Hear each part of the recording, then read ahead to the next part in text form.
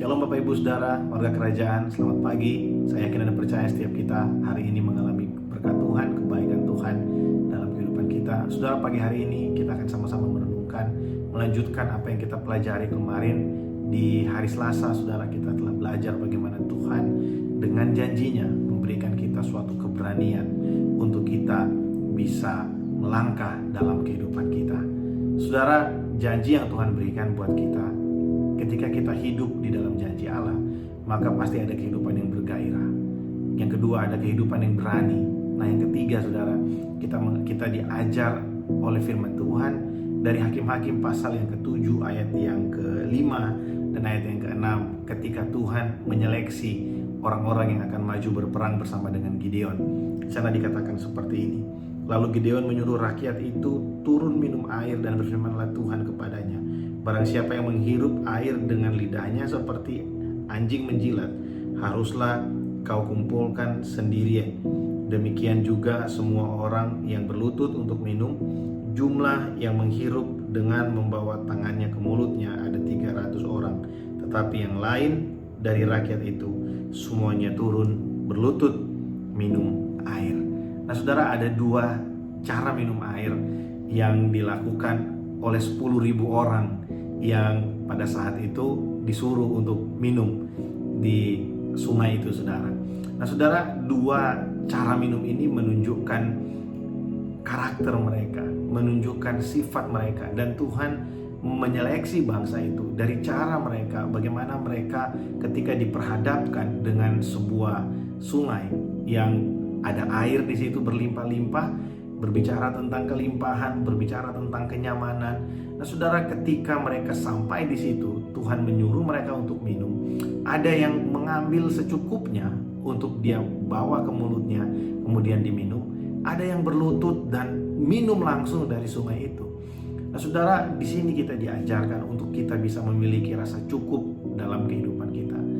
Ketika kita diberikan suatu kesempatan, dan mungkin pekerjaan kita menghasilkan sesuatu, ketika kehidupan berlangsung dengan baik, saudara, milikilah rasa cukup dalam kehidupan ini. Milikilah rasa di mana kita bisa mengerti bahwa Tuhan telah memberikan bagi kita yang terbaik. Saya tidak menentang ketika kita mungkin saudara berdoa buat sesuatu yang lebih, tapi kalau kita dalam kehidupan ini, kita telah menerima sesuatu yang baik dari Tuhan, mari belajarlah untuk kita berkata cukup. Di dalam perjanjian baru, 1 Timotius pasal yang ke-6, ayat yang ke-6 sampai dengan ayat yang ke-10, Rasul Paulus memberikan satu pelajaran yang sangat baik buat anak rohaninya, yaitu Timotius. Dia berkata seperti ini, memang ibadah itu kalau disertai rasa cukup memberi keuntungan besar. Ibadah kalau disertai rasa cukup memberi keuntungan besar. Kalau kita beribadah, kemudian kita merasakan berkat Tuhan, kita mendapatkan sesuatu dari ibadah itu, kita mendapatkan satu pelajaran, dan kita diberkati, kita mendapatkan kekuatan yang baru. Saudara, itu cukup untuk memberkati kita. Makanya penting sekali setiap kali kita ikut ibadah, khususnya di hari Minggu, jangan pulang sebelum kita menerima doa berkat. Jangan pulang sebelum kita menerima berkat dari Tuhan melalui hamba Tuhan, gembala sidang saudara, dimanapun saudara bergereja. Karena itu penting bagi kita. Mungkin kita melihat yang mengangkat tangan buat memberkati kita hanya manusia, tapi tangan hamba Tuhan yang sedang memberikan berkatnya bagi kita, berkat Tuhan bagi kita, itu dipakai Tuhan menjadi saluran bagi setiap kita. Nah, ketika kita merasa kita diberkati Tuhan, syukuri hal itu. Saudara, ada banyak orang yang setelah ibadah tidak merasakan ucapan syukur, tidak punya syukur, tapi merasakan, wah, kok kurang ya, kok kurang ini, kok kurang itu. Kayaknya kita belum mendapatkan sesuatu. Kayaknya kita mau supaya sesuatu yang dahsyat dan luar biasa terjadi. Saudara, ketika kita datang di hadapan Tuhan, mungkin kita berdoa, minta sesuatu yang dahsyat, spektakuler terjadi, dan belum terjadi. Tapi Tuhan berikan kita kekuatan. Tuhan berikan kita kemampuan untuk kita terus menghadapi kehidupan ini. Saudara, biar itu menjadi suatu hal yang kita syukuri, dan kita bisa berkata, Tuhan, terima kasih buat kekuatan yang Tuhan berikan.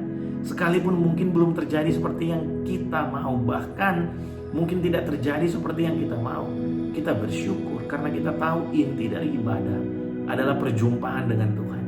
kalau kita telah berjumpa dengan sang pribadi itu, cukup bagi kita. Seperti bangsa Israel bersama-sama dengan Gideon. Sebenarnya inti dari perjalanan mereka adalah mereka telah berjalan bersama dengan Tuhan, dan itu cukup. Dan itu cukup bagi mereka. Saudara, Paulus memberikan pelajaran yang luar biasa buat setiap kita. Saya akan teruskan pembacaan kita dari 1 Timotius ayat yang ke-6, pasal yang ke-6 tadi. Sebab kita tidak membawa sesuatu apa ke dalam dunia, dan kita pun tidak dapat membawa apa-apa keluar. Asal ada makanan dan pakaian, cukuplah. Tetapi mereka yang ingin kaya terjatuh ke dalam pencobaan, ke dalam jerat, ke dalam berbagai-bagai nafsu yang hampa dan yang mencelakakan, yang menenggelamkan manusia ke dalam keruntuhan dan kebinasaan. Karena akar segala kejahatan ialah cinta uang. Sebab oleh memburu uanglah beberapa orang telah menyimpang dari iman dan menyiksa dirinya dengan berbagai-bagai duka.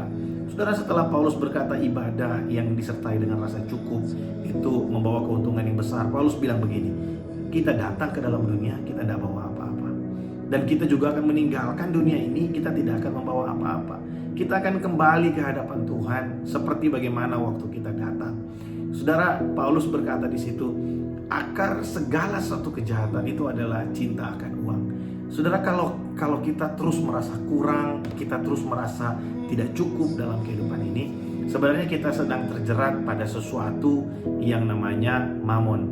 Saudara tahu bahwa uang sebenarnya hanya sarana, saudara. Ya, kekayaan itu hanya sarana. Yang sebenarnya tujuan dari semuanya itu adalah supaya kita mempermuliakan Tuhan. Saudara, ada orang yang suka sekali dengan kemewahan, sehingga menjadikan kemewahan itu segala-galanya. Dan kecenderungan hati manusia itu suka sesuatu yang instan, saudara. Saudara bisa lihat orang-orang yang menjadi member premium dari suatu brand tertentu, dari suatu service tertentu, ya. Kenapa mereka mau? Karena mereka mau sesuatu yang nyaman, sesuatu yang enak, nggak mau dipersulit. Tidak ada yang salah dengan itu semua. Tapi ketika itu menjadi prioritas dalam kehidupan kita, itu yang menjadi salah. Saudara, kalau kita diberikan uang, misalnya kita diberikan uang 1 juta ringgit, tapi syaratnya uang 1 juta ringgit itu nggak boleh kita pakai, dan nggak ada yang boleh tahu, dan kita nggak boleh kasih siapa-siapa. Atau kita dikasih mungkin hanya 1.000 ringgit, tapi kita bisa pakai sesuka kita.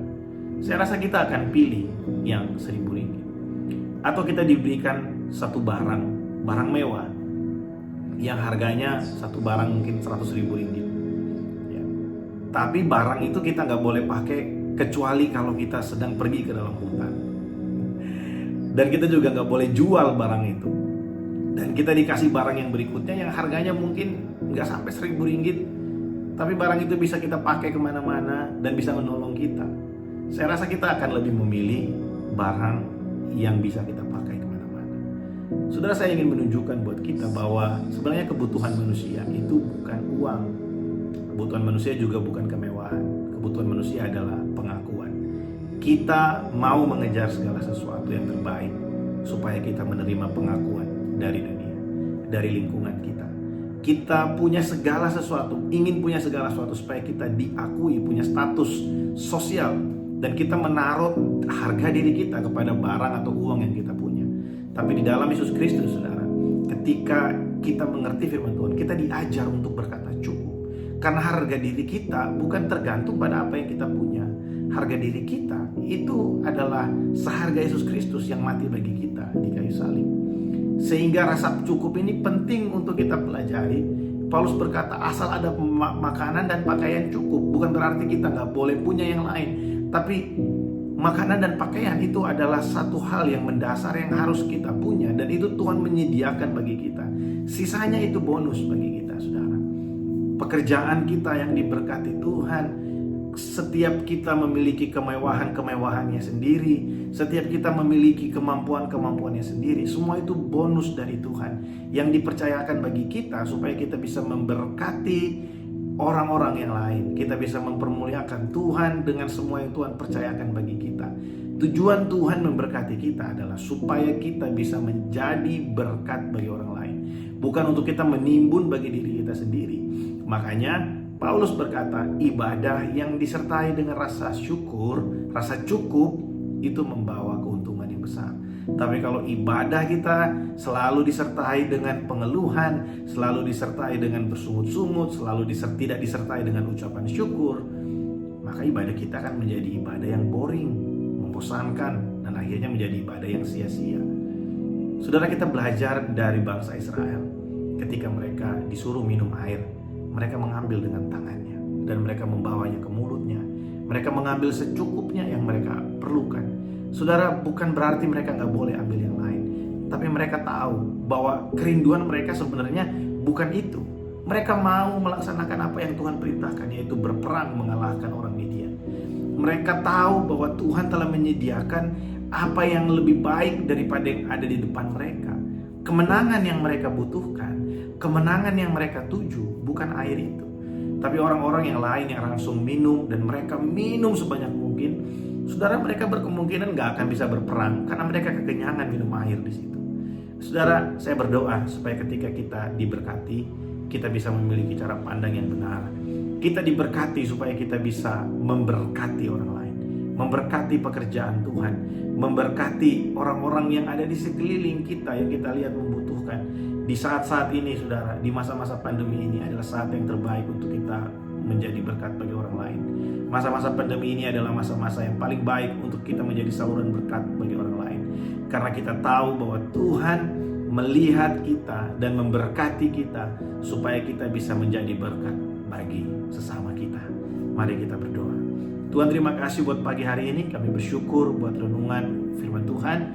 Kami berdoa pagi hari ini biar setiap kami belajar untuk kami punya rasa cukup, Tuhan, dalam hidup kami. Ketika kami diberkati, kami tahu bahwa berkat itu datang supaya kami jadi berkat buat orang lain, supaya kami bisa membawa terang Kristus bagi orang lain. Terima kasih Tuhan, biar hati kami terpaut padamu, hati kami tertuju pada Engkau. Terpuji namamu, berkati umatmu dimanapun berada pagi hari ini, Tuhan Yesus. Dalam nama Yesus kami berdoa. Amin.